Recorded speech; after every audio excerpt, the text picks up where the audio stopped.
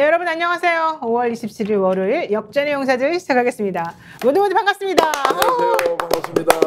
다시 네. 월요일입니다. 네, 대한민국 또 최고의 평론가들 모시겠습니다. 전기환 평론가 그리고 김종욱 전 청와대 행정관 박사님, 네, 어서 오십시오. 네. 안녕하십니까. 안녕하세요. 반갑습니다. 월요일 날 또. 잘 지내셨죠? 예, 잘 지낸 것보다 내일 어떻게 될지 걱정과 기대 동시에 교차하면서 주말을 보냈습니다. 우리 전 평론가님은 토요일 날 또 오창희 국장하고 같이 서울역에 배낭 메고 가서 또 열심히 방송도 하시고 인터뷰도 하시고 정말 종횡무진 활약하시는 모습 보고 다들 야, 진짜 전기환 멋있다 이런 사람 많이 있더라고요. 예, 참 힘들게 사네 뭐 이런 이야기도 있습니다. 그렇죠. 참 힘들게 사네. 먹고 살기 어렵다 이런 얘기도 하죠. 예, 그래서 현장에 나가 보니까 스픽스를 아는 분들이 많고 네. 격려해 주셔서 큰 힘이 됐고요. 그렇죠. 그런 기회 있을 때마다 현장 나가서 생중계해야 되겠다 이런 생각했고 그날 또 우리 기술 감독도 고생을 많이 했습니다. 박노원 그리고 이제 서민수 우리 기술 감독도 현장 나가서 고생을 했는데 좋은 경험이었고 여러분들 만나 뵈어서 너무너무 반가웠습니다. 네, 정말 반갑고 고마웠고요, 사실은. 네. 그 인터뷰해주신 국회의원님들도 모두 감사한 마음이었고요. 우리 김종욱 박사님은 주말에 또 어떠셨습니까? 어제 저하고 예, 어제 방송했습니다. 우리 방송했는데 어제 방송을 했고요. 뭐 그래서 쉰 것 같지가 않은 토요일 날은 또 제가 저기 3시 집회, 5시 집회에 가고 이래서 네, 촛불 집회까지. 토요일, 일요일을 못 쉬니까 이게 뭔가 좀 허전하고 힘이 드는 느낌? 와. 근데 뭐 삶이 그렇죠, 뭐. 얼굴이 좀 떴어요. 떴나요? 뜨진 않았어요. 저는요, 오늘 원래 스케줄이 어떻게 됐냐면 새벽 5시에 일어나서 광주를 이제 운전을 하고 갔어요. 와. 그리고 2시부터 동부에 조정이 2건이 있어가지고 그것 때문에 사실은 기차나 고속버스 못 탄 거죠. 올 시간을 못 맞추니까.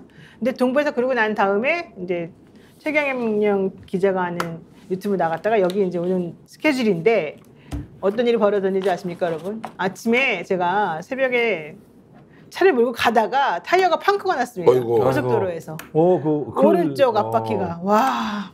그리고 내가 터널에서 멈추면 안 된다 해가지고 조금 더 가서 저 앞에서 이제 멈췄더니 경찰이 이제 그 경찰인지 그 도로 관리하시는 분인지 순찰하시는 분인지 두 팀이 왔는데 첫 번째 팀은 오자마자 저를 보고 음주 단속을 하더라고요. 네.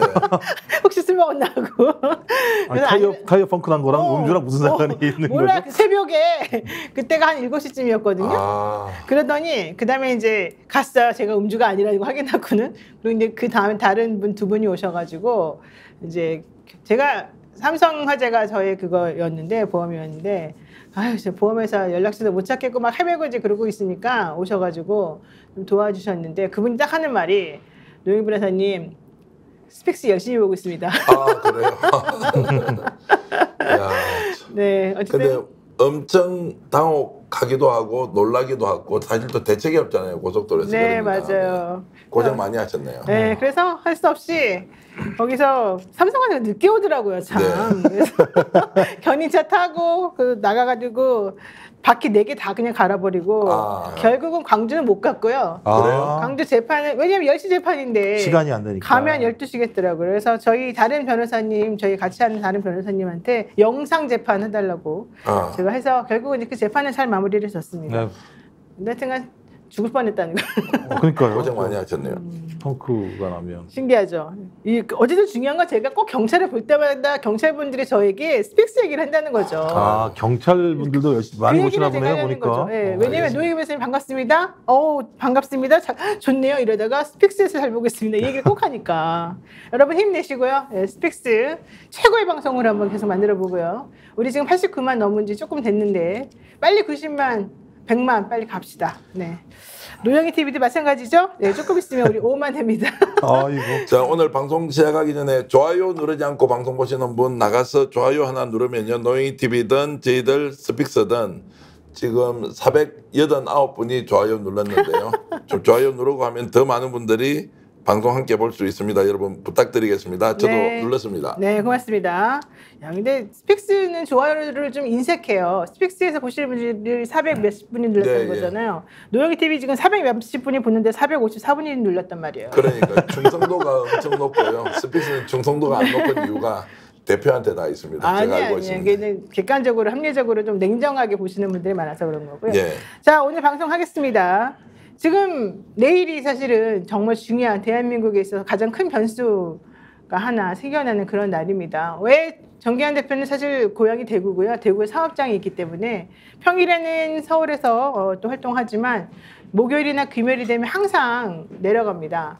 그리고 대구에서 또 일을 보고 보통 일요일이나 월요일쯤에 보통 이제 서울에 올라오는데요. 이분이 토요일 날 못 내려가고 서울역에 갔다는 거 아닙니까? 그러다가 숭례문 있는 데까지 가고 서울로 707인가요? 그 이름이 뭐죠? 네, 7017. 네, 7017. 고가도로. 거기 고가에서 예. 또 방송도 하시고 이랬단 말이에요. 근데 왜 그랬겠느냐? 결국에는 이 세상병 특검법이 내일 통과되길 바라는 마음에서 그랬겠죠. 자, 어떻습니까? 그 좀 전체적으로 총평 한번 얘기해 주시죠. 아무도 예측할 수 없다. 오늘 여야 합의를 시도했는데 실패했지 않습니까? 네. 그러면 이제 두 가지 문제가 생깁니다. 합의 실패했기 때문에 내일 국회의장이 직권으로 국회 본회의를 열 것이니 말 것인지 이것도 지금 결정되지 않았습니다. 두 번째는 국회 본회의가 열렸을 때 안 들어갈 수는 없겠죠. 들어가면 자, 투표라는 것을 할 거냐 말 거냐의 문제가 또 있습니다.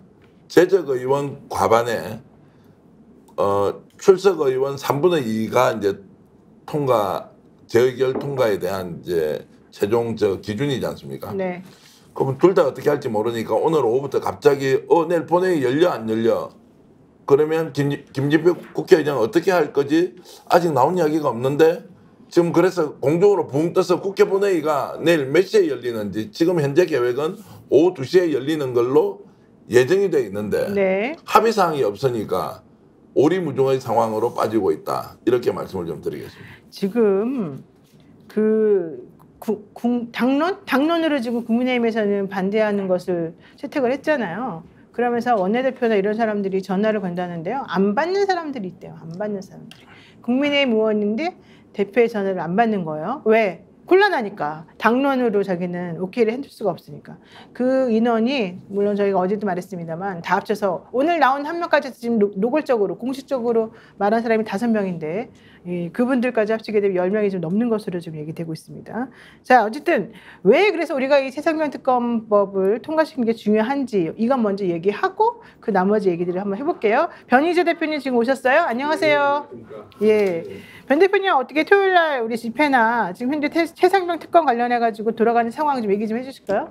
부결을 찍은 사람들이 다음에도 내가 지켜주겠다 이건 아니고 이번엔 준비가 안 됐다. 근데 6월 상황 보자 뭐 이런 느낌이라는. 그럼 보수 쪽에서는 어쨌든 이 최혜병 특검 관련해가지고는 대통령이 잘했다 잘못했다 뭐 이런 판단을 하면서 지금 하는 겁니까? 아니면은 지금 벌써 이 전광훈 목사 쪽에서 오늘 일주일 뒤에 정권 추진할 수도 있다고 얘기를 하고 있는 건데 그런 내가 말하는 게 그런 거거든요.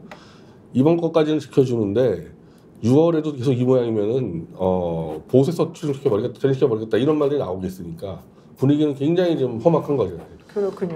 일반적으로는 이제 그렇지만 내일 실제로 이게 투표가 이루어지고 나서 결과가 어떻게 된다고 안 될 가능성이 높긴 하지만 정말로 그러면 부결로 끝이 나느냐 요건 좀 더 지켜봐야 하는 거 아니냐는 생각이 좀 드는데 김정욱 박사는 어떻게 보십니까? 그러니까 제가 볼 때는 이제 법적 절차를 거치지 않으려고 하는 거잖아요. 특검법을 거부한 거니까 정부로 잘못하면 그 법적 절차를 안 거치려고 하다가 헌법 절차로 갈 가능성이 되게 높아요. 그러니까 문제는 뭐냐면 앞으로 계속 사실이 나올 거란 말이에요. 지금 하나하나 다 사실이 나오는 건 대통령이나 국민의힘이 주장한 내용과 배치되는 내용들이 계속 나오고 있는 상황이에요. 이 부분과 관련해서 대통령이 끊임없이 자기가 가지고 있는 법적 권한인 거부권을 계속 행사하게 되면 실체는 밝혀질 수 없는 거기 때문에 국민적 요구는 저는 특검 물론 단계 필요 없어. 바로 들어가자라는 요구들이 강해질 수밖에 없는 상황이고 여론조사 끝에서도 여론조사한 내용에 의하면 60% 정도가 탄핵으로 간다라는 의견들이 분명히 있기 때문에 네. 저는 국민의힘이 지금 당장은 이렇게 넘어갈지 모르겠습니다만 그 다음부터는 막을 방법이 없다라는 측면들. 그래서 아까 그 노변호 선생님이 전화를 받지 않는 사람들 같은 경우도 엄청 고민이 많을 거라니까요. 대통령을 지켜야 되는 게 맞는 거야. 그러니까 대통령 우리가 왜 지켜야 돼요? 그 대통령을 도대체. 그건 잘 모르죠. 그 사람들이 그런 거니까. 네. 아니면 이제 보수와 소위 한번 과거에 완전히 무너질 뻔했던 국민의힘이라고 하는 보수 정당을 지켜야 되는 것이야. 이런 고민이 있겠죠. 그러니까 네. 대통령을 지키는 순간 전체가 무너진다라는 이런 판단들이 있는 건데 지금은 거기에 대해서 판단들을 못하는 것 같아요. 꽉 좀 네. 쬐여 있는 것 같다는 느낌이 들기 때문에 네. 저는 뭐 지금 상황에서 만약에 부결된다고 하더라도 결론적으로는 이 부결 상황은 6월달 이후에는 소위 헌법적 절차로 갈 수밖에 없게 하는 네. 자승자박의 길을 걸을 수밖에 없을 거라 생각이 들어요. 네, 일단 그 세상적인 특검법 제표결 관련해서는 조금 이따 얘기하도록 하고 먼저 이 얘기부터 한번 해보겠습니다. 팩트 체크가 지금 중요해서 이걸 하기로 했는데요. 지금 가장 주목받고 있는 게 대통령이 격려했냐 안 했냐, 대통령이 누구를 향해서 격려했냐, 대통령이 격려하게 된 원인은 무엇이냐, 대통령에게 로비한 바로 그 사람 때문 아니겠느냐, 이제 이런 얘기들이 지금 계속 돌고 있습니다. 그런데 뭐 녹음에 격려설 이런 거까지 통화 녹음까지도 뭐 되어 있다 이런 얘기도 있고요. 텔레그램 톡에도 서로 뭐 주고받은 내용이 있다 이런 얘기도 나오는데 전달자, 발언자 이렇게 얘기된 사람들은 내가 언제 그랬지? 안 그랬는데요. 뭐 이렇게 거짓말 내지는 부인하고 있는 듯한 상황이죠. 어떻게 된 겁니까 이게? 그러니까 이제 대통령이 개입한 사실이 없다고 지금까지 알려져 있지 않습니까? 네. 그리고 대통령 모르는 상황에서 장관하고 그 다음에 김기환 사령관이 뭐 주도해서 뭐가 됐을 것이다. 근데 대통령이 이제 개입을 했다는 걸 인정한 것이죠. 네. 경로하면 어때라고 이제 했던 것인데 그 그렇죠. 경로라는 것이 지금 경로 자체가 문제입니까? 아니면 경로의 내용 때문에 그 뒤에 어떻게 이 사건이 조작이 되어 가는지 그 과정이 더 중요합니까?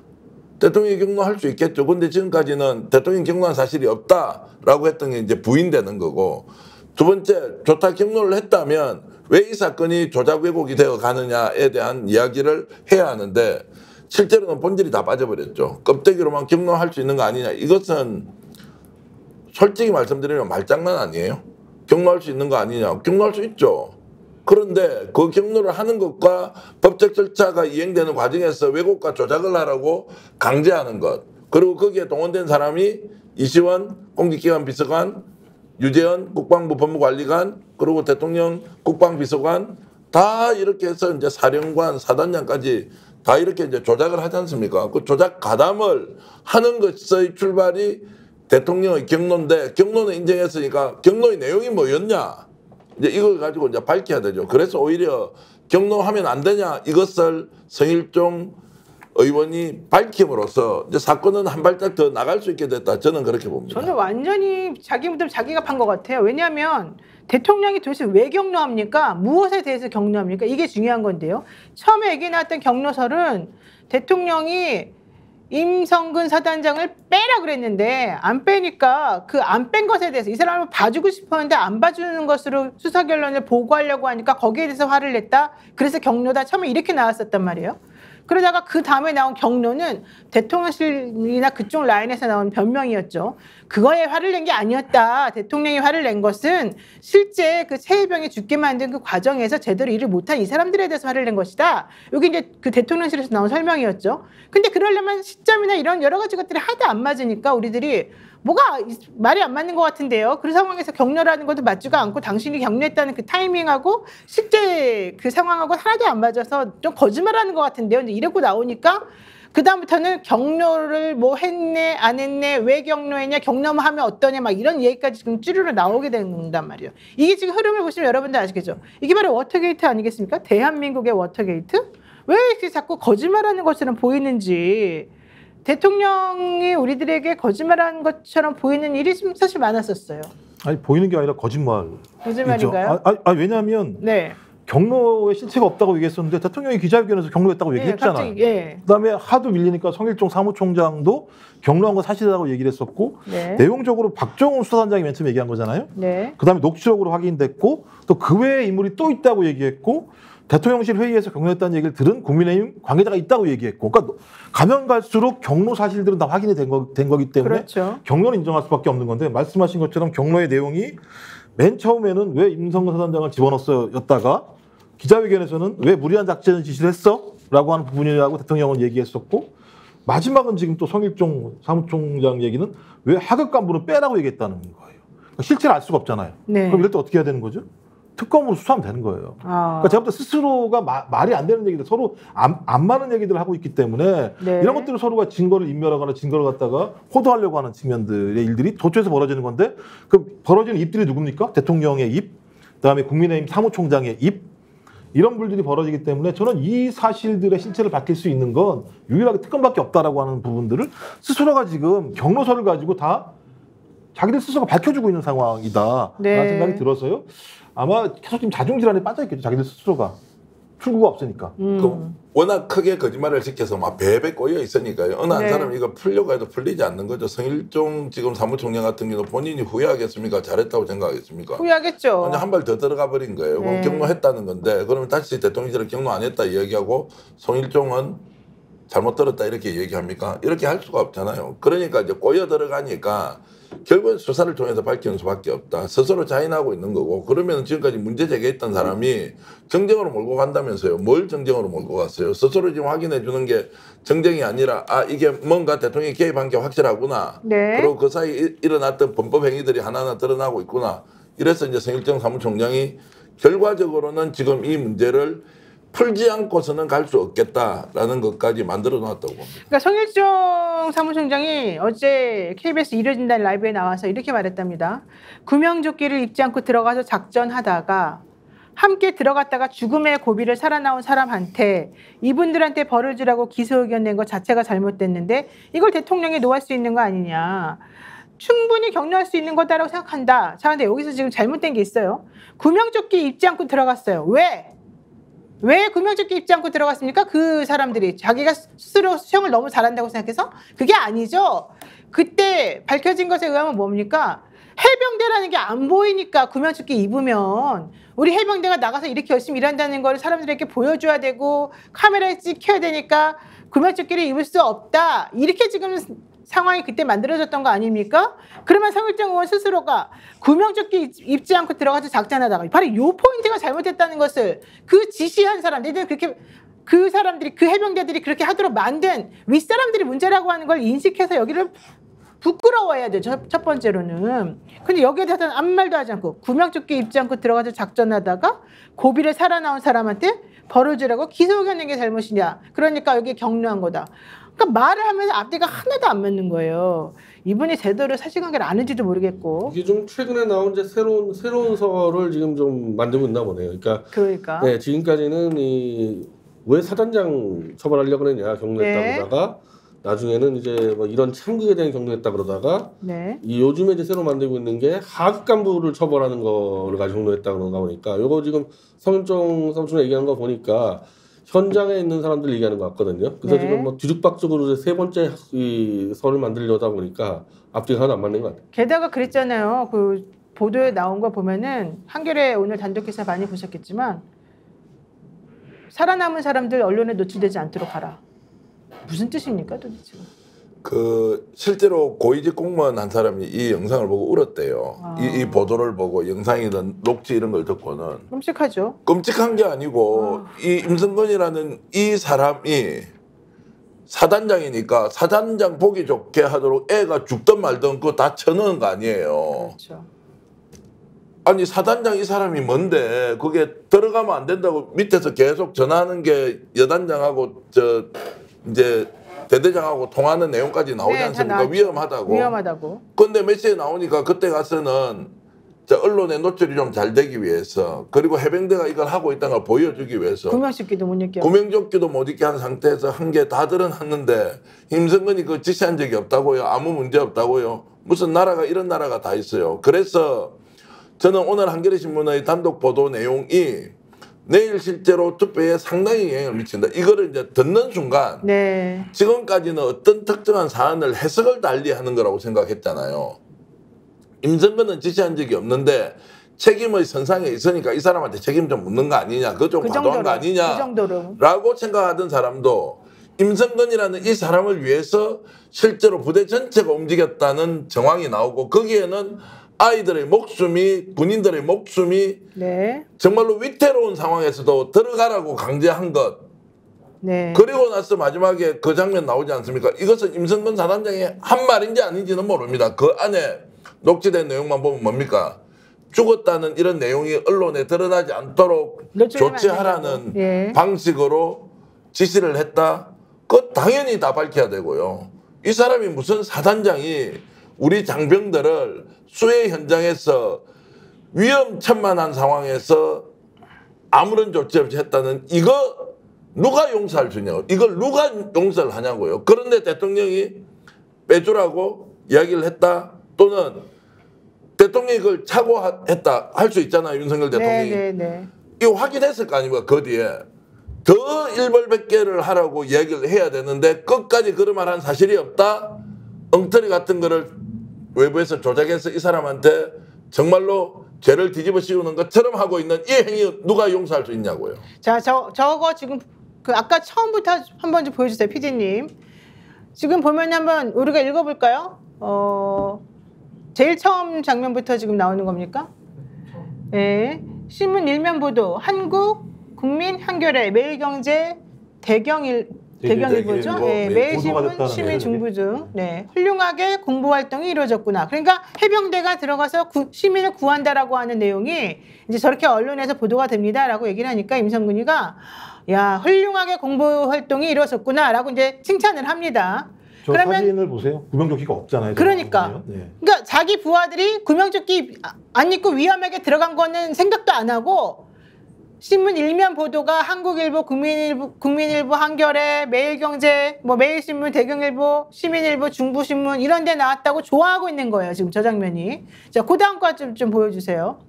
그리고 난 다음에 내일 과업은 실종자 수색 위주로 시행하고 그 다음에 사단장님의 강조사항을 알려주겠다. 복장 통일 철저. 복장을 통일하라는 거예요. 구명조끼 입으라고 한 게 아니라 복장을 통일하라. 하의는 전투복, 상의는 적색 해병대 체육복. 그러니까 구명조끼 입을 수가 없는 거예요. 해병대 옷이 보여줘야지 해병대가 일을 잘한 것으로 보여지기 때문에. 야, 저기 보세요. 하의는 전투복, 상의는 적색 해병대 체육복, 정찰문화, 체육모 이런 거 절대 안 된다. 무슨 셔츠도 안 된다. 컴뱃 셔츠라고 그러네요. 그런 거 절대 안 된다. 사단장이 현장 지도하러 갔을 때 복장을 점검하겠다 이래요. 저렇게 아주 그냥 난리를 치는데 나 위험할 것 같으니까 구명조끼 입고 들어가겠습니다 라고 말할 수 있는 사람이 아무도 없다는 거죠.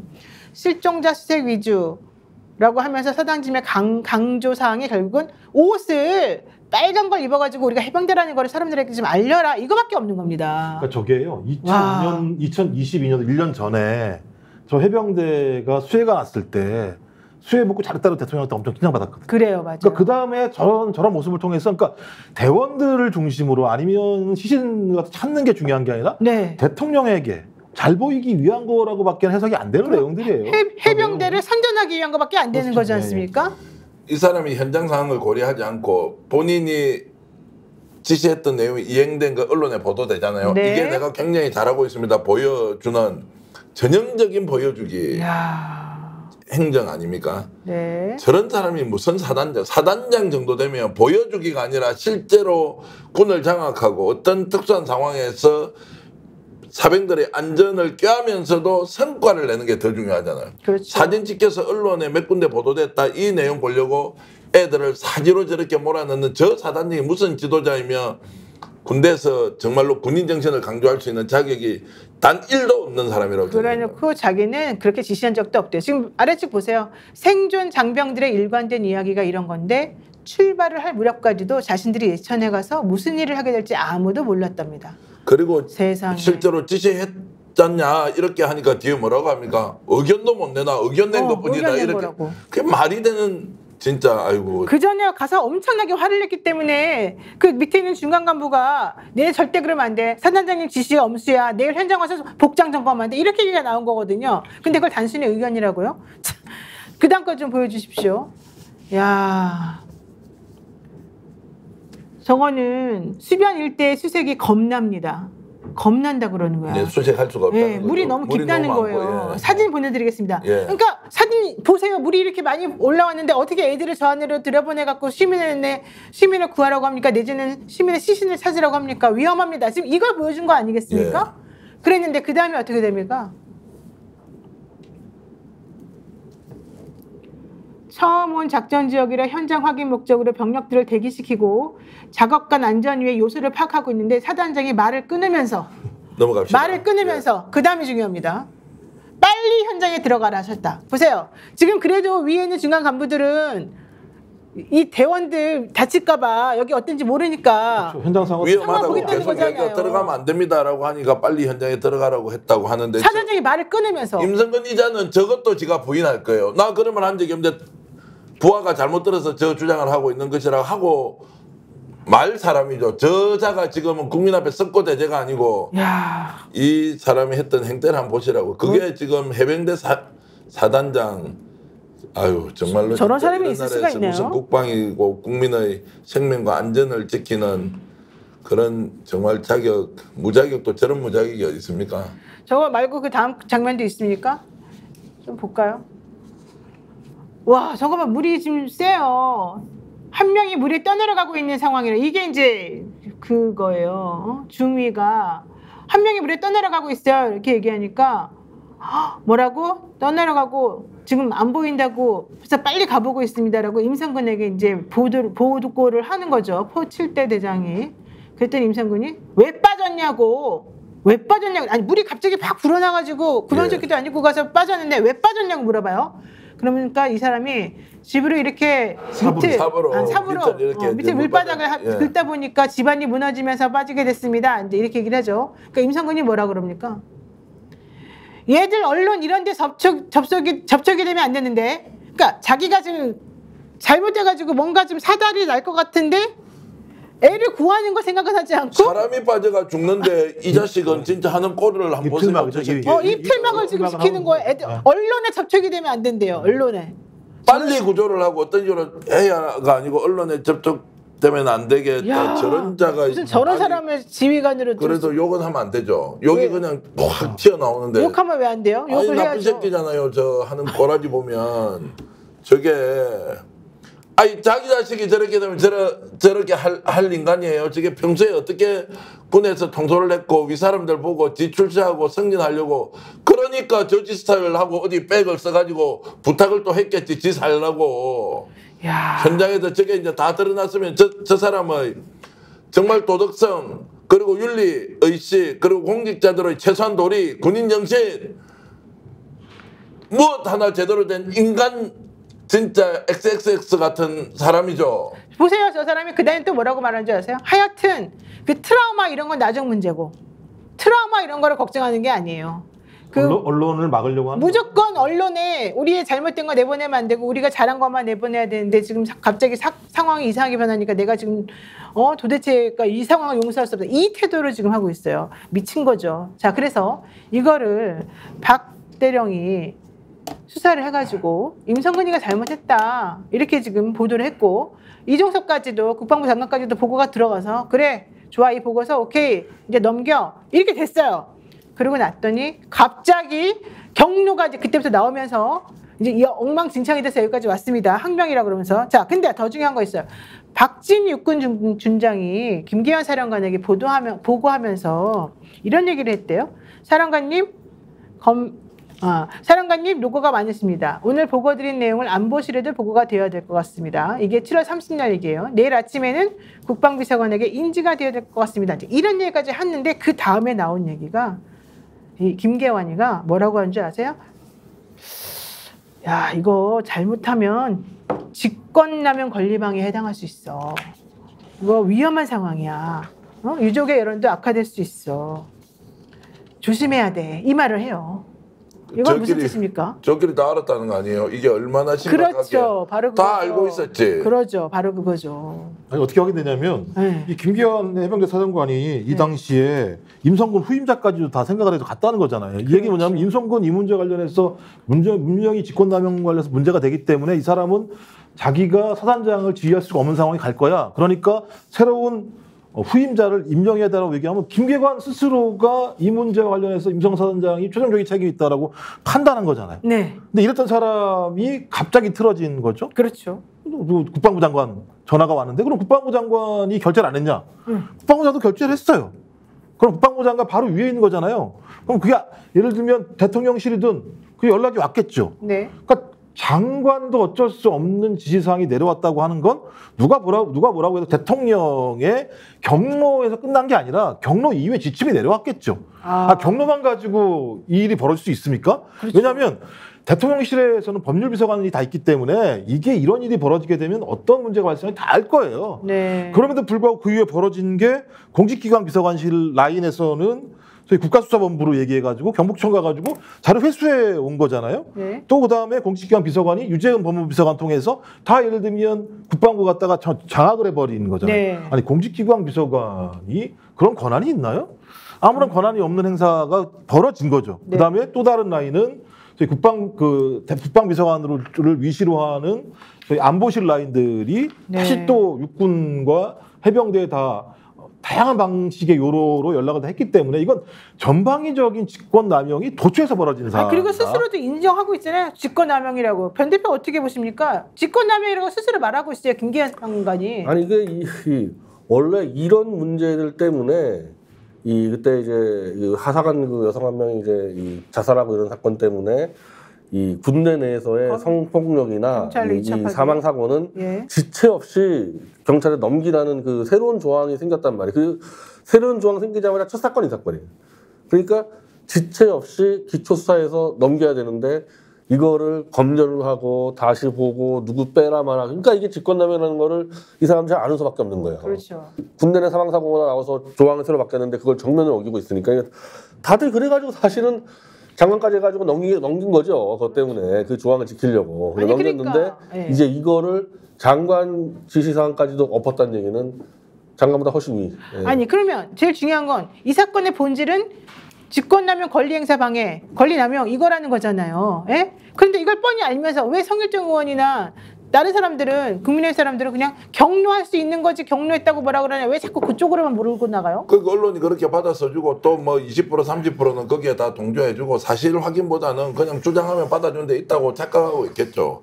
근데 지금은 뭐 권리 행사 그다음에 직권남용 이런 이야기 하잖아요. 네. 아니 그 전에 조금 전에 임성근 지금 사단장 같은 경우에는 이 사람이 직권남용이 아니잖아요. 과실치사잖아요. 네. 지가 억지로 들어가라고 했는데 그 마지막에 대대장이 들어가라고 해서 걔가 들어가서 그러면 억울하게 최수건 상병이 목숨을 잃었습니까? 네. 당연히 과실치사의 주범이죠. 이 정도면. 그런 혐의를 가지고 최종적으로 법원에 판단할 때까지는 기다려야 하지만 이 내용을 전체로 보면 누가 주범입니까 지금?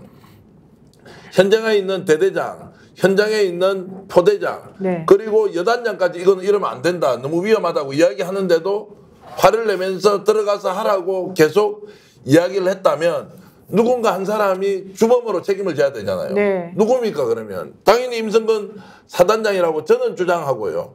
그런 면에서 당연히 기소가 되어서 재판을 받았어야 되는 거지. 그 다음에 이 사람을 이제 풀어주려고 또는 죄가 없는 걸로 만들려고 할 때는 이제 직권남용이나 권리행사 방해가 그때 대통령실을 중심으로 집중적으로 이루어졌고 이거 하나하나를 따져보는데 자 대통령은 경로한 사실이 없다. 지금 이제 경로까지 갔습니다. 두 번째 그 밑에서 장관이든 아니면 국방비서관이 했던 것은 자기들끼리 알아서 한 것이다. 네. 그런데 공수처 수사를 믿고 기다리고 있자고요. 어느 국민이 그렇게 합니까? 내 자식이 그렇게 될 수 있고 당신 자식도 그렇게 될 수 있는데 그러니까 이게 지금 내일 국회에서 재의결하는 이 상황에서 한겨레 신문이 특종보도를 잘했다.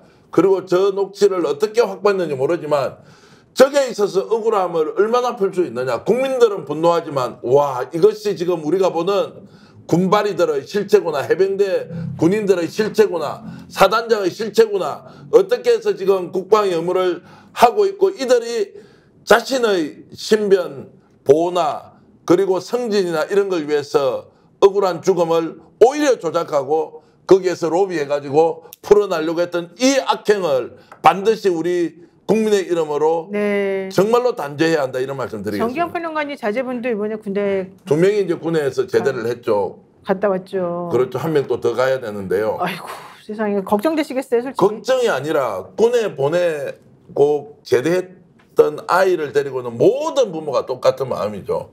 이렇게 위험할 때는 안전하게 하고 그렇다고 국방의 의무를 이행 안 하는 거 아니에요. 그렇죠. 그런데 이 나쁜 인간이 지 출세를 위해서 언론 보도를 위해서 이런 식으로 사진을 몰아 넣었는데 정말 얼굴색 하나 안 변하고 지는 그런 적 없다고 우기고 있고 거짓말하고. 다른 놈한테 덮어씌우고 있고 네. 간부라는 자가 그리고 정말로 장군이라는 자가 이따위 짓을 하고 있는데 무슨 대한민국 군인이 군대가 제대로 역할을 할 수가 있습니까? 그러니까 이 사건은 두 가지입니다. 하나는 임성근 사단장이 정말로 지휘를 제대로 했느냐 아니면 지휘를 잘 못해서 아까 목숨이 그렇게 가버렸느냐. 그 지휘를 잘 못했으면 못한 거에 대한 책임을 지는 게 당연한 건데도 어쨌든 그거에 대한 확인을 좀 해야 되는데 그걸 못하게 지금 막고 있으면서 이게 벌어진 건데 결국 쟁점이 두 가지가 된 거예요. 그래서 첫 번째는 임성근의 책임, 두 번째는 임성근이 거기서 빠져나오게끔 만들어준 권리 남용을 누가 해줬는가.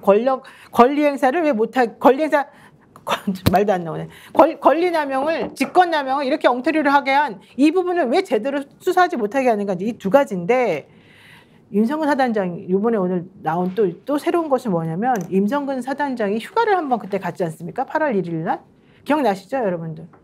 그때 갔을 때 하필이면은 윤석열 대통령도 잼버리 개영식 갔다가 그 다음날 저돈지 뭐든지 이렇게 휴가 갈 때 그 언저리서 날짜가 묘하게 겹치더라는 겁니다. 사람들 얘기가. 혹시라도 임성근 사단장을 살려주기 위해서 서로 만났거나 뭔가 얘기가 오고 갔거나 그러는 건 아닌가 이런 얘기가 지금 나오고 있어요. 뭐 그건 확인이 안 되는 상황이니까 네, 확인이 얘기할 안 수는 돼요. 없습니다만 네. 근데 날짜가 공교로운 겹치고 거죠. 공교로운 공교롭게. 거고. 네. 이제 더 문제는 그 성일종 사무총장 한 워딩이 좀 네. 작전 수행하러 갔던 사람들이 과실치사 등의 이 문제로 그런 것들을 한 것이 무슨 문제가 있냐고 지적한 것이다. 그러니까 제가 볼 때 이 지적했다라는 단어인데요. 네. 전 이게 증거 인멸 공모하는 거 아닌가. 그러니까 이 선에서 끊자. 증거 인멸. 그러니까 지적한 거야, 그냥. 지적한 수준이고, 예를 들면 아래서 그냥 만약에 이게 많이 밝혀진다면, 아래서 벌어진 일이지 대통령은 그냥 그거 지적한 거야. 그러니까 그 얘기가 대통령이 그랬잖아요. 아, 사단장한테 책임을 다 물어. 그럼 누가 이런 일 하겠어? 이런 얘기했다는 것 관련해서 무슨 문제가 있냐고 지적했다라고 제가 볼 때 또 다시 예를 들면 프레임을 짜버리려고 하는 것 아닌가 생각이 들어서 이거 진짜 이거 특검이 아니면 네. 제가 볼 때 이거 계속 시간 끌면 아마 다 입맞출 거 아니겠어요? 그리고 누군가 또 예를 들면 책임지라고 얘기를 하면서 끝낼 수 있겠죠? 전 그래서 이 문제는 진짜 빨리 저는 이번 회기 넘어가게 되면 이번 21대 넘어가게 되면 22대는 다시 또 절차를 밟아야 되기 때문에 매우 심각한 난관에 봉착할 수 있다는 생각이 들고요. 아마 그런 지금 작업들, 작전들이 아마 도처에서 면밀하게 지금 작동이 되고 있을 거예요. 그러니까요. 지금 증거인멸 될 것 같아요. 네. 제가 좀 보태면요. 예. 지금 임성근이라는 이 사람이 지금 이 순간에도 본인이 어떤 악행을 저질렀는지 증거로서도 확인이 되고 네. 또 본인은 무엇보다 잘 알고 있을 거 아니에요. 그러면 윤석열 대통령을 위해서 본인이 조금이라도 충성을 하는 생각을 가지면 이실직고 해라 지금. 차라리. 이실직고 해야 되죠. 네. 부탁도 이렇게 했다고 이야기해서 대통령한테 가는 모든 화살을 지가 막아내든지 끝까지 지가 덮을 수 있다고요? 그러면 이종섭은요. 어쨌든 누군가가 책임을 져서 있는 그대로 국민한테 알리고 석고대죄하면 그나마 용서를 받을 수 있는 여지도 생기는데 지금 그 여지 없이 그냥 아예 자기 방식대로 계속 달려가겠다고 하면 파국인데 그 파국은 어떤 파국이냐. 임성근, 이종섭, 김계환 사령관의 파국이 아니고요. 이 정권이 파국이고 윤석열 대통령이 이 문제 때문에 대통령직을 던져야 되는 상황까지 올 수 있는데 네. 그래서 끼리끼리 모여서 한번 막아보겠다고 국민들 설득해내겠다고 이게 가능하냐고요. 성일종 사무총장이 나와서 저런 이야기 한다고 아 이제 일이 끝나겠네. 그렇게 다 믿으라고 하면 그러면 있었던 진실이 사라져 버립니까? 네, 졸기택님께서 임성근 그동안 사병 목숨을 이렇게 쉽게 생각했던 거냐. 우리의 귀한 아들들이다. 책임져라. 이런 얘기도 하셨고요. 바카롤레님은 군 의문사 사건들을 보면 모두 다 상관들이 자기 출세길 막힐까 봐 걱정해서 벌어진 것 같다. 사고 이유보다는 어서 장례식 치르려고만 생각하고 사건을 은폐하려고 하는 게 더 나쁘다. 이런 얘기 했어요. 이러다 보니까 정청래 최고위원이 이거 VIP 경로설 자체도 한국판 원터게이트다. 고민정 최고위원도 대통령이 크게 화를 냈다는 사실만으로도 엄청난 압박이 됐을 텐데 왜 이걸 제대로 우리 애들에게 확인을 시키지 않느냐 이런 얘기를 했습니다. 변대표 어떻게 보십니까? 그 최근에 이제 보수 유튜버들 이 연구대에서 이제 비호하는 논리를 보면은 비호를 하고 있어요. 비호하고 있습니다. 예, 그래서 이 대통령이 뭐 사면도 시켜줄 수 있는데 그런 책임 여하에 대해서 어쨌든 전부 다 대통령의 인사권 행사하는 그 군 간부들의 책임 여부에 대해서 그 가이드라인 설정도 못 해주냐 이런 얘기를 하는데요. 그러니까 이게 지금 그 오해 아니면 그냥 거짓 선동인데 그렇게 하지 말라는 게 세법의 취지예요. 지금까지 늘 군부대 사망사고는 그런 식으로 했기 때문에 더 이상 그렇게 하지 말고 지체 없이 경찰에 넘기라는 게 그의 취지니까 네. 의견을 냈다 해서 그 의견 때문에 지금 실제로 경북경찰서에 넘어갔던 자료가 다시 뭐 회수하고 그러지 않습니까? 그랬죠. 전부 다 집권하면 되는 거고 사실은 지금 이게 그 신법 취지로 가면은 경북경찰서가 지금 수사하고 있으면 되는데 네. 수사 안 하고 있잖아요. 수사 안 하고 있지 않습니까? 네, 그러니까 이거 그렇죠. 자체가 지금 법을 어기고 있는 거죠. 원래는 경찰에 지금 이미 수사를 하고 있었어야 되거든요. 그러니까 이게요, 카오스님도 그랬지만 신원식도 중대장 때 박격포 사격 훈련 도중에 병사 바로 옆에 박격포 포탄이 떨어져서 병사가 몸이 절반이 나갔는데 이걸 은폐한 거 아닙니까? 이런 얘기도 하셨는데 이게 바로 이제 문제라는 거예요. 이번에 군에서 사망 사고가 막 계속해서 발생하고 있고 수리탄 폭발 사고도 일어나고요. 육군 훈련병이 군기 훈련 받다가 쓰러지기도 하고 그러지 않습니까? 그러니까 개혁신당에서 신원식 국방부 장관 파면시켜야 된다 막 이런 얘기까지 지금 나와요. 너무 잘 아실 것 같아요. 아니 그러니까 이제 과거에 있었던 거는 일일이 확인이 아니고 지금은 이제 뭐 정언만 가지고 이렇게 하려니까 우리도 무리하게 그것이 맞다 안 맞다 할 수 없지만 없다. 최근에 네. 일어났던 거 이제 이런 걸 보면 국방부 장관이 나와가지고 이게 무엇이다 어떻다 이렇게 해야 되잖아요. 그 어떤 느낌입니까? 이래가지고 나라 지키겠어요? 그러면 나라를 지키려면 사병이 정말 희생과 헌신을 해야 됩니까? 아니면 장교가 장군이 장관이 희생과 헌신을 하고 그것이 모범이 되어서 정말로 군인들이 따라가서 나라를 지키고 이렇게 하는 것이 매우 우리가 권장하기도 하고 그리고 그렇게 배워왔던 거 아니에요.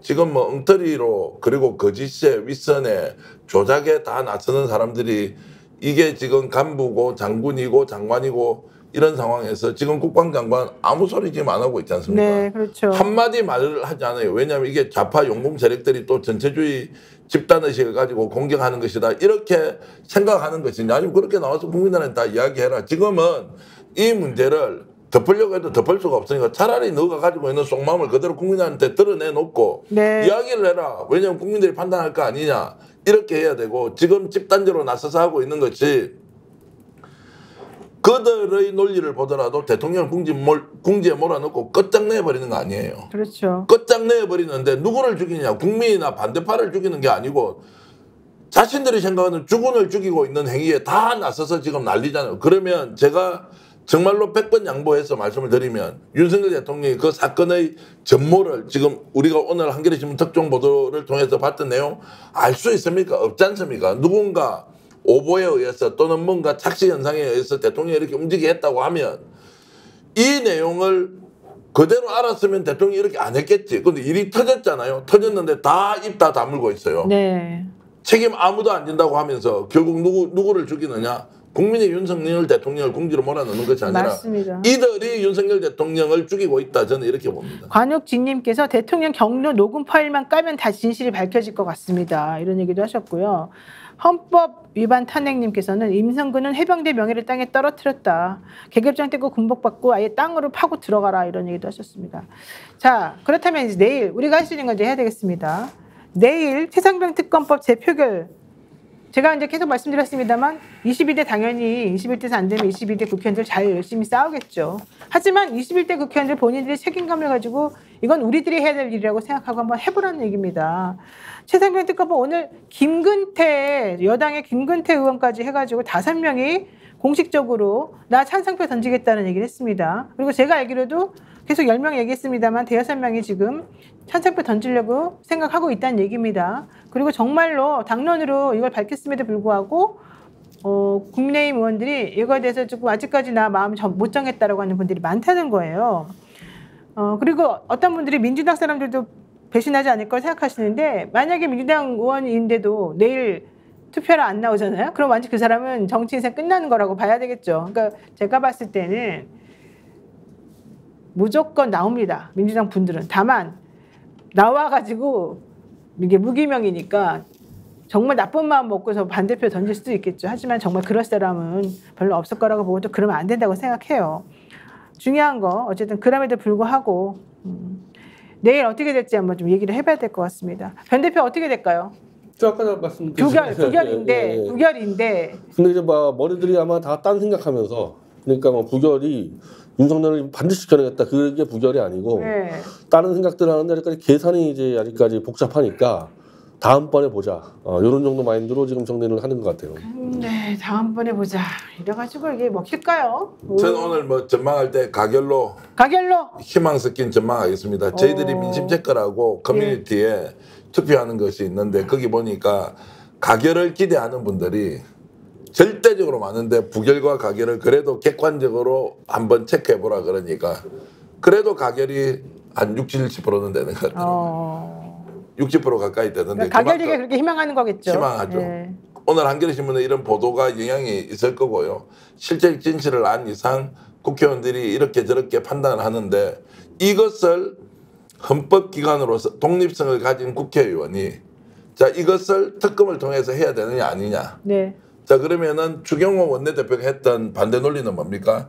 자 여야 합의가 되지 않았다. 공수처가 수사하고 있다 이거지 않습니까? 네. 이거 지금 오늘 밝혀낸 사안들 하나하나 보면 공수처가 끝까지 수사할 수 있습니까? 수사했다고 칩시다.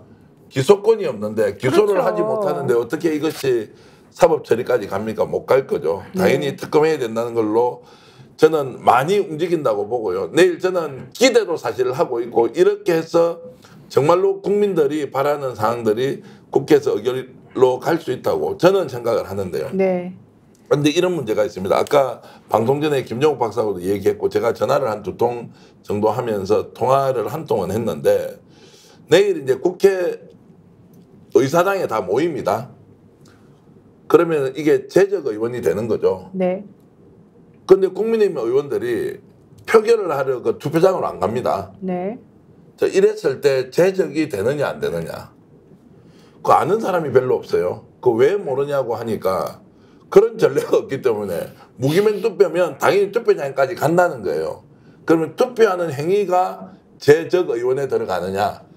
의사당에만 들어가서 재석하지 않습니까? 자리에 앉아 있는 것. 이래도 재적 의원의 과반과 출석 의원의 3분의 2지 않습니까? 네. 자, 이걸 어떻게 해석하느냐? 제 적은 그냥 국회의원에 적을 둔 사람들이 반 이상 출석한 반 이상 나타나야지 과반이라고 해요. 예. 제 적이 그거예요. 그리고 그렇게 했는데 네. 투표를 안 하고 그 자리에 그냥 앉아 있는 거예요.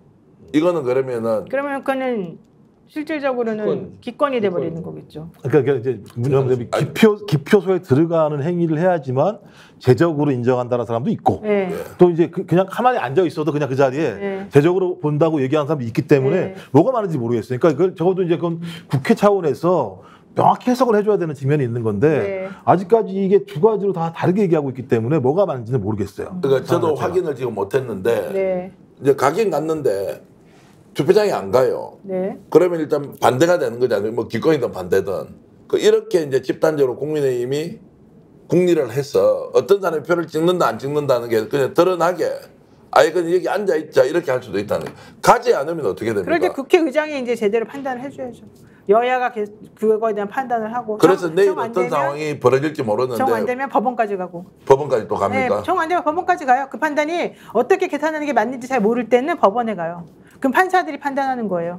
그렇죠. 이제 그럼 시간이 좀 뒤로 이루어지게 되는 제작 것이고. 의원 과반에 그 출석한 인원의 3분의 2잖아요. 원래 내일 되는 게. 그래서 실질적으로 그거에 대해서 이 말씀하신 것과 같은 어려움이 벌어지게 되면 원래는 이제 국회에서 그거를 땅땅땅 해요. 자기네들끼리 이제 결정을 한 다음에. 근데 그걸 반대하는 사람들이 있을 거 아닙니까? 그러면은 이거 무효다 이러면서 또 소송을 거는 거예요. 그럼 법원에 가서 판사들이 판단하는 그것도 거예요. 복잡하겠는데요. 회기가 그러니까 20일대가 끝나버리게 되는데 끝나더라도 복잡하겠는데. 끝나더라도. 국회에서는 저도 전례가 잘 기억이 안 나는데 일반적으로 우리가 무슨 주총이나 뭐 이런 거 네, 이사회 그거랑 같은 거 할 때 비슷하게 해요. 일단 재석을 하면은 그걸로 끝나는 거 아니에요? 재석하는 그러니까 자체는? 보통 그렇게 판단을 하죠. 판사들은 그래서. 하여튼 다른 의견이고 이제 뭐 네. 국회의원 출신이 없으니까 국회의원 출신이 있으면 있어도 근데 모를 거야 그 사람은. 모른다고요. 가서 적이 표를 안 없으니까. 찍고 그냥 가만히 앉아 있어. 네. 그럼 기권이 되는데 그러면 이제 기권이 되면 가결은 아니잖아요. 그렇죠. 재의결에 찬성은 아니니까. 네, 그또 표가 모자라게 되는 거죠. 그 기권하면 그러면 투표장에 갔어 기권을 해야 기권이냐? 가만히 앉아 있어도 가만 앉아 있어도 기권으로 기권이죠. 보죠. 네. 기본적으로. 기권으로 본다. 그래서 내일 원래 작전이 원래 그런 것 중에 하나였잖아요. 국민의힘 사람들이 일단 거기는 가되 안 움직이고 가만히 그 표만 들고 있는다. 뭐 그런 네. 것도 하나의 작전을 나오는 거였습니다. 어쨌든 뭐 또 정 안 되면 판사님이 판단해 주시니까. 네. 지금은 아예 지금 2시 본회의가 지금 뭐 불투명하다 그러고 있는데. 네, 맞아요. 저 김진표 의장이 저 지금 또 뭐 딴짓 하는 거 아닌가요 지금? 그래서 그것도 그것도 걱정이에요, 여야 사실은. 합의를 이제 하라는데 일단은 뭐 국회 공식 홈페이지에는 내일 2시부터 하는 걸로 국회 네, 그렇게 방송은 나왔어요. 국회 방송은 생방송 예정이다라고는 이제 있는데 이게 이제 실제 2시에 열릴 건지 아니면 뭐 그 전에 열릴 건지 이제 이 이야기는 뭐냐면 오늘 여야 합의가 되지 않았다는 거는 네. 국민의힘이 지금 표단속을 확실히 했다고 자기 스스로 확신을 못 하는 것 같아요. 그렇죠. 판단상 못. 그러니까 위험하니까 이거를 열지 않는 방법. 그러면 김진표 의장은 안 열고는 이게 21대 국회가 종결이 되겠습니까? 열기는 열 거란 말이에요. 열어야 돼요. 왜냐하면 민주당이 더 많잖아요. 과반이 되잖아요. 그렇죠. 이제 열면 오히려 더 들어갔는데 국민의힘 의원이 거기서 표 행사 안 하고 가만히 앉아 있는 거예요. 좋죠. 오히려 민주당은 더 자 좋죠. 그러면 국민들이 그 국회의원들을 어떻게 생각할 거예요? 그렇죠. 당론으로 반대하는데 그러면 들어가서 표를 찍어서 반대를 하는 것도 아니고 바깥에서 대기 상태에서 국회가 그런 본회의가 끝이 날 때까지 기다린다. 이것도 좀 말이 안 되고. 그래서 지금 굉장히 묘한 상황인데 어쨌든 열린다고 보면 표결할 것이고 표결하면은 결과가 국민들이 기대하는 수준으로 갈 수도 있다고 저는 일단 한 표 던지겠습니다. 그러니까 차라리 국민의힘이 아예 안 들어와 버리게 되면 민주당 사람만 다 들어가가지고 일단 과반을 넘기니까. 그러면은 뭐 그리고만 다 압도적으로 통과가 되는 그렇죠. 거죠. 예. 그리고 뭐 김진표 의장이 한 얘기가 여야 간 합의를 기다리겠으나 합의가 안 되면 나는 직권을 직권상정하겠다고 한다 얘기를 했는데 그랬으니까. 예. 그것도 안 지키면 제가 볼 땐 거의 암적인 존재가 돼버리고 그렇죠. 앞으로 생활하기 힘들죠. 그렇죠. 대한민국에서 이 문제 그렇죠. 관련해서. 그래서 이제 직권상정을 해서 올릴 거라는 생각은 드는 건데 말씀하신 것처럼 대체적인 흐름 자체는 부결로 간다라는 생각들이 많이 있는 것 같고요. 근데 대신 흐름은 좀 변하는 것 같아요. 그러니까 계속 어떤 집회 이후에 여러 가지 정황들이 나오면서 흐름은 변하는 것 같은데 문제는 저는 국민의힘에 있는 의원들이 진짜 다른 세상에 살고 있는 사람들 같더라고요. 보니까 실제로 그렇게 생각하는 것 같아요. 야 이게 진짜 이거 정쟁하려고 하는 거 아니야? 이 정도로 특검을 해야 돼? 이걸로 탄핵을 얘기에 대해서 근본적으로 예를 들면 야 말이 안 된다고 생각하는 의원들이 꽤 많이 있는 것 같더라고요. 근데 이게 이제 국민 여론이나 압박에 의해서 조금씩 흔들리는 건데 저 그래서 제일 좋은 방법은 나오지 마세요 그냥 집에 계시면 돼. 근데 국민의힘은 무조건 나와야 돼요. 왜냐면 그래야지 아까 말씀드린 것처럼 민주당이 혼자 다 하는 거를 막죠. 그래서 네. 일단 본인들이 투표를 하든 안 하든 본인들은 출석 인원수에는 체크를 하려고 할 겁니다. 그러니까 지금- 낙선 56명 정도가 있기 때문에 그냥 나오지 마세요. 뭐하러 나와? 어차피 다음 국회에는 나오지도 못할 건데. 아마 그거를 이제 나오는 사람들에게 뭐 하나씩을 뭐 약속을 했을 겁니다. 얼굴 보여주는 사람한테. 아 그래요? 저 자리를? 기관장 같은 게 있어요. 예, 예, 카드가 다 예, 있어요. 뭐 감사짜리나 뭐 지금 하세요. 댓글로 이런 걸 주셨습니다. 이동욱님은요. 네. 표를 안 찍고 있으면 투표가 종결이 안 된다는 의견도 주셨고요. 그리고 포세로님께서는 그냥 앉아만 있으면 기권으로 표결로 친다는 의견도 있고. 그러니까 그거를 국회의장이나 이런 사람들이 정리한다니까요. 그러니까 정리를 하겠죠. 이게 딱 명확하게 규정이 돼 가만히 앉아 있는데 그럼 투표 종결이 안 돼. 그럼 계속 할 수는 종결하- 없으니까. 그럼 가서 표결하세요. 이렇게. 네. 그러면 그래서 어떤 결론을 내리는데 그 결론에 반대하는 사람들이 결과적으로 이거 무효입니다 아니면 뭐 유효입니다 해가지고 또 소송을 걸고 그러면 그런 것들은 또 빨리 결정해줘요 판사님. 예. 그래서 오늘 그 나경원 의원이 이제 다음 국회는 개헌 추진하겠다고 이제 밀어붙였고 뭐 필요하면 임기 단축도 하겠다고 얘기 나왔는데 이게 이제 이 윤석열 쪽의 이른바 자구책이에요. 그러니까 이번만 일단 너희들이 넘겨주면 다음번에는 우리가 개헌으로 밀어붙여가지고 어떻게 하겠다. 요게 지금 윤석열 쪽의 그래서 방식이에요. 나경원 의원이 한동훈 대표한테도 한동훈 전 비대위원장한테도 나오지 당대표 나오지 말라고 지금. 네 그렇게 가는 겁니다. 자, 홍준표 대구시장 여당이 대통령을 보호하지 못하면 윤 대통령이 중대 결심을 할 수밖에 없다 이랬어요. 여기서 말하는 중대 결심은 탈당이다 뭐 이런 얘기도 지금 있습니다. 그러면 오히려 대통령이 탈당해 보이는 탈당 끝나는 거. 탈당 죽으려고 자기가 스스로 죽으려고 뭐 뛰어들어요? 거의 뭐 인당수예요? 이 얘기가 왜 나냐면 탈당을 하게 되면 그 대통령이 속한 당이 아닌 다른 쪽에서 특검을 추천해가지고 대통령 임명해야 되는 그 조항 때문에 지금 사실 이거 꼼수 부리는 거다 이거거든요. 아니 아무리 그러니까 대한변협에서 4명을 추천을 해서 그중에 2명을 올리는 건데 네. 거기서 국민의힘이 4명 중에 2명을 고르면 그 사람은 대통령을 위해서 충성하는 특검이 뽑힐 거라고 지금 예상하는 거예요? 홍준표 대구시장은? 그러니까 제가 볼 때 계속 지금까지 일관되게 대통령이 엿먹이는 얘기를 계속해요. 예를 들면 사냥개, 한동훈은 사냥개잖아. 사냥개의 대장이 누구였습니까? 네. 그다음에 뭐 그 이후에 무슨 뭐 하이에나 때 수장이 또 여기 윤석열 대통령이었잖아요. 제가 볼 때는 왜 이런지 모르겠어요. 그러니까 요즘 좀 이상하다. 의도가 그거예요. 의도가 지난번에 경선 때 패배를 아직도 못 받아들이면서 우리 보수를 죽인 애들이 우리가 뺏겼다. 그래서 이번 기회에 한동훈은 끝장을 내고 윤석열한테도 사실은 계속 지금 치는 겁니다. 사실은 뭐 말은 지금 도와준다 그러는데 저 상만다도 그렇잖아요. 계속 그쪽에 그 약점을 치고 있는 거예요. 그러니까 그 얘기는 변 대표 말씀드리면 홍지성은 대통령 탈당하라고 지금 권유하고 있는 거죠.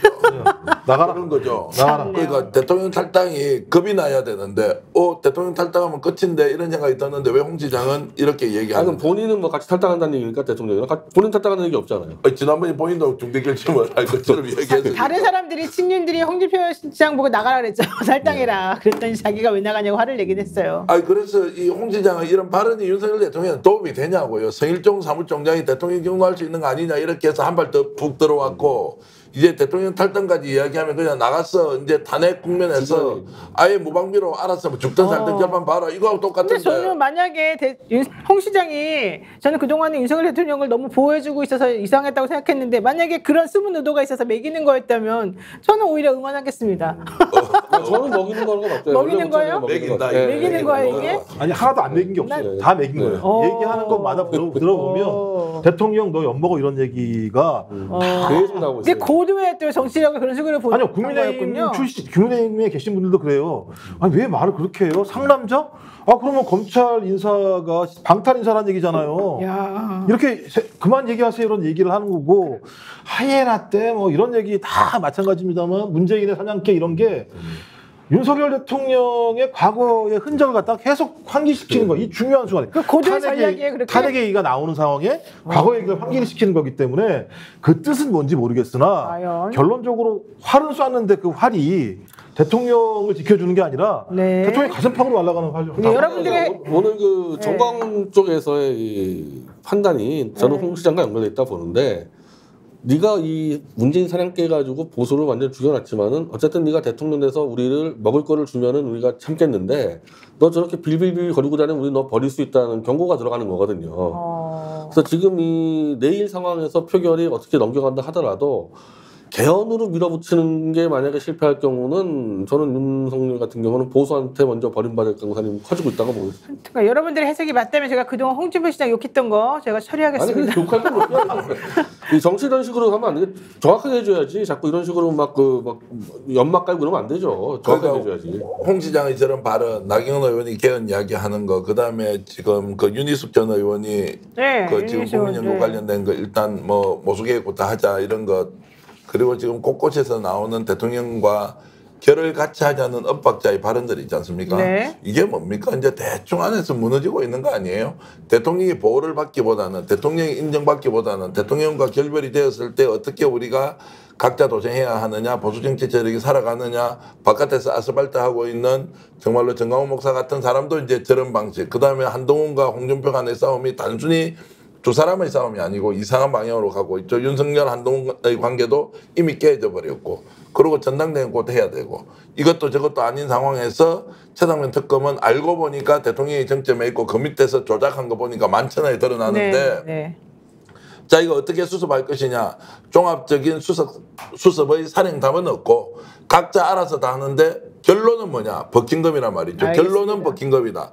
결국 대통령이 이 사안과 관련해서 가장 궁지에 몰려서 본인이 낭떠러지에 떨어질 수밖에 없는 상황에 지금 서 있다. 이렇게 저는 결론을 내겠습니다. 네, 내일 저희 역전의 용사들 꼭 보십시오. 내일 역전의 용사들 하는 시간이 바로 이 표결 결과가 나와서 우리나라가 앞으로 어떻게 될지를 가늠하는 딱 첫 번째 시간이 될 것 같습니다. 여러분들 오늘 벌써 5,500분 정도 되시는 분들이 스펙스 보고 계시고 노영희 TV도 1,300분 넘는 분들이 보고 계시는데 여러분들 우리 내일 꼭 이 시간에 여기 자리에 오셔가지고 우리들이 오늘 했던 얘기들 그동안 했던 말들이 과연 맞는지 한번 확인하는 시간 갖도록 하겠습니다. 우리가 이렇게까지 외쳤는데 국회의원들이 자기네 마음대로 또 이상한 행동하면 정말 그때는 가만히 있으면 안 된다. 다시 한번 말씀드리겠습니다. 그리고요, 안내 말씀드리겠습니다. 고품격 정치시사 채널 스픽스가 스픽스 대구에 이어서 스픽스 광주 전남을 새로이 출범합니다. 지역 이슈이면서도 전국적으로도 관심을 모을 수 있는 여러 가지 주제의 콘텐츠들을 제작해서 업로드를 할 계획입니다. 스픽스를 애청해 주시는 여러 구독자 여러분, 6월에 문을 열 스픽스 지역 채널에도 많은 관심 부탁드리고요. 구독과 좋아요 팍팍 남겨주시기 바라겠습니다. 제가 부탁 말씀 좀 드리면 지금 스픽스 광주 전남 스픽스 광주 전남 이렇게 치면 들어갈 수 있는데요. 네. 그게 우리가 지난주에 노임 변호사가 이제 진행했던 프로그램 하나가 업로드가 돼 있는데 그렇죠. 본방하고 광주 전남 스픽스 두 군데를 동시 송출했는데 본방은 한 10만 회가 나왔고요. 아까 스픽스는 광주 전남은 한 20회 정도 나온 것 같더라고요. 처음에 이제 프로그램을 만드니까 동시 송출을 하더라도 그런데 여러분들 방송 보시면서 그 호남에 기반이 있거나 호남 출신이거나 또는 이제 광주 전남의 정치에 관심 있는 분들은 지금 스픽스 광주 전남 가서 구독 좀 이렇게 눌러주시면 저희들이 콘텐츠를 하나하나 지역에 맞는 콘텐츠로 올려드릴 계획인데 여러분 꼭 구독 이렇게 좀 눌러주시면 고맙겠습니다. 네. 그리고요, 책 좀 소개해드리겠습니다. 미인 1941입니다. 한순간이라도 충만할 수 있다면 내 삶은 영원하다. 지금 화면에 왼쪽에 지금 보이는 눈 한쪽 보이는 그 책인데요. 사람과 조국, 독립 둘 모두를 지키고자 했던 한 여성 독립운동가의 운명을 그린 아름다운 소설입니다. 잘 쓴 소설 작품은 책을 읽는 동안에 재미와 감동을 선사하지만 그 사람의 인생을 바꾸기도 하죠. 무엇보다 많은 설명이 없음에도 불구하고 당시 일본 현지 풍경과 조선의 풍경이 생생한 느낌으로 그려진다고 합니다. 대개 문학 작품들은 갈등이 해소되면서 해피엔딩, 새드엔딩으로 이야기가 끝나지만 이 소설은 예상치 못한 결말이 기다리고 있답니다. 민족의 운명 앞에 그대들이 선택할 길은 과연 무엇일지, 조국일까 사랑일까? 저는 요즘 점점 사랑에 좀 관심이 없어지고 있어요. 자, 조두진 작가가 쓴 미인 1941 지금 전국 서점에서 만나보실 수가 있고요. 내용이 궁금하다면 온라인 오프라인 서점에서 구매를 해주십시오. 이 책은 우리 정기영 평론가가 사실은 상당히 중요하게 밀고 있는 작품이죠. 조두진 소설가가 한겨레 문학상 그리고 소설 한 10권 정도 쓴 아주 베테랑 작가고요. 실제 이 소설 저도 읽어보니까 시간 가는 줄 모르고 쑥닥 이렇게 제가 다 봤습니다. 그 실제 역사적 사실을 바탕으로 이제 가공을 했고 또 임시정부와 관련된 한 여성이 정말 스파이로 활동해야 하면서 거기에서 만났던 사람과 사랑을 하는 그런 이야기인데 제가 이렇게 강력하게 추천하니까 출판사 사장님이 연락이 왔더라고요.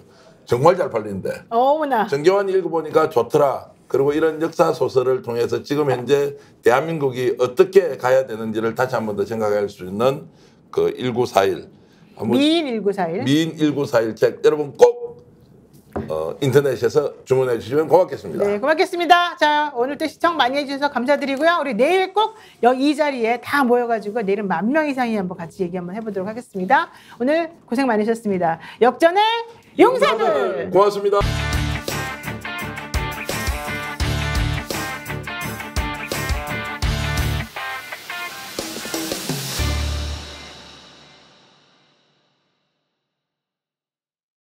스픽스는 말하는 언론입니다. 대세는 유튜브, 그중에서 스픽스. 좋아요, 댓글, 구독, 알림 설정. 여러분이 저희를 사랑해 주시고 우리가 여러분을 사랑하는 4가지 방법입니다.